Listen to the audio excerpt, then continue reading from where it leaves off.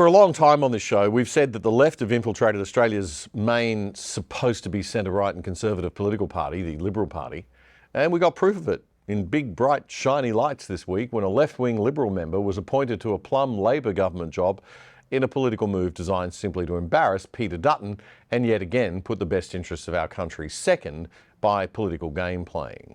Today, Cabinet has agreed to appoint the Honourable Matt Kean as Chair of the Climate Change Authority. On this show, we don't assume everyone lives in New South Wales, so we need to tell you who this bloke is. Matthew Kean is a 43-year-old state politician who was the Treasurer in New South Wales from 2021 until 2023 when the Liberals lost power. Before that, he was the state's Energy and Environment Minister, so he's got some cred for the new job that Albo's given him as head of the Climate Change Authority. What is that, you ask? And why is Albo appointing a Liberal to this job?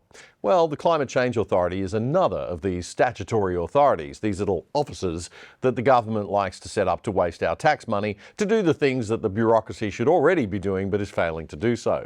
So instead of fixing the bureaucracy and running the government properly, they set up another bureaucracy to make it look like they're doing something and so they don't have to sack anyone or hold anyone actually accountable for anything.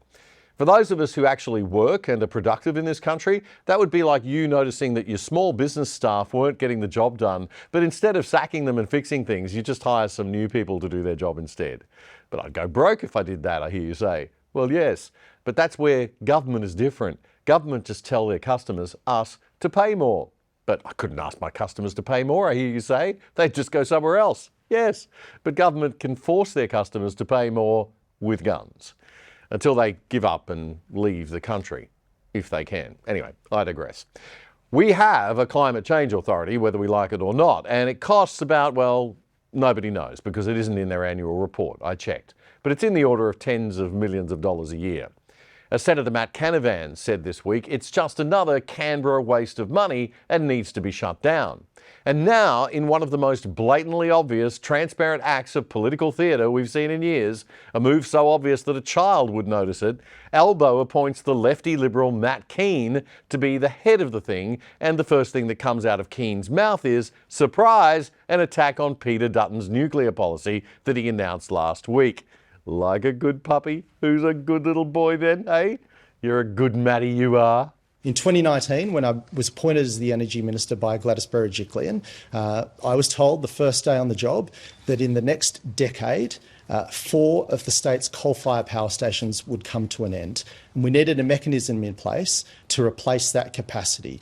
Now, we looked at all options, including nuclear. Now, I didn't want to bankrupt the state, and I didn't want to put those huge costs onto families.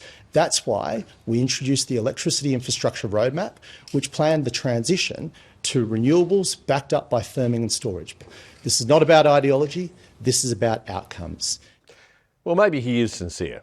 At least now he's working for the right political party for him and being honest with the Australian public about his true politics. But as sincere as he may be, he's wrong. There's no reason nuclear should not be part of the energy mix for Australia moving forward, and no reason why we should be subsidising with taxpayers' money the renewables industry to the level that we are.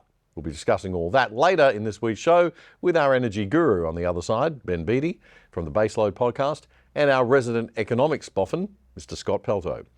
They'll both be here on set for me for a deep dive on all that very shortly. But you may be wondering what happened to the existing person in charge of the Climate Change Authority. Well, his name is Grant King, and he wasn't due to finish up his job until next year. Surprisingly, or maybe not surprisingly, the Australian newspaper reports that he recently backed calls for Australia to consider nuclear power as part of its future energy mix, and he supported plans to store carbon emissions from fossil fuel production. Uh-oh, that's not allowed. No solutions allowed other than renewables. That's the rules that the elites have bestowed upon us, and we must follow. So what happened to Mr. Grant King? Well, the Australian reports that he was subjected to an integrity and conflict of interest inquiry. Interesting timing. And even though Mr. King was not found to have any conflict of interest himself, Mr. Bowen thought it was a good idea to end his contract a year early. You see, you must never go off script. Mr. King recently very sensibly said that, quote, there's still a great desire to define good fuels and bad fuels, and that's not going to help us get there. We need absolutely everything working for us, and that also includes nuclear power. And that drew criticism from a far left-wing think tank called the Australia Institute and from Greens senators. Then the Australia Institute asked Mr. Bowen to investigate potential conflicts of interest at the Climate Change Authority. And they did, but they didn't find any, so now maybe it's time someone investigated the Australia Institute and the Greens for possible conflicts of interest, perhaps. To help Aussie independent news media cover more Aussie content, we need your direct support. Just click on that little $sign under the video frame that says thanks and slide the slider along to make a donation of your choice so that we can keep delivering Aussie content. The Other Side is an hour-long free weekly show right here on YouTube. The show this clip came from is actually right here. To make sure you never miss any of our content, please hit the subscribe button below or click here and hit the little bell too so you get notified. Thanks.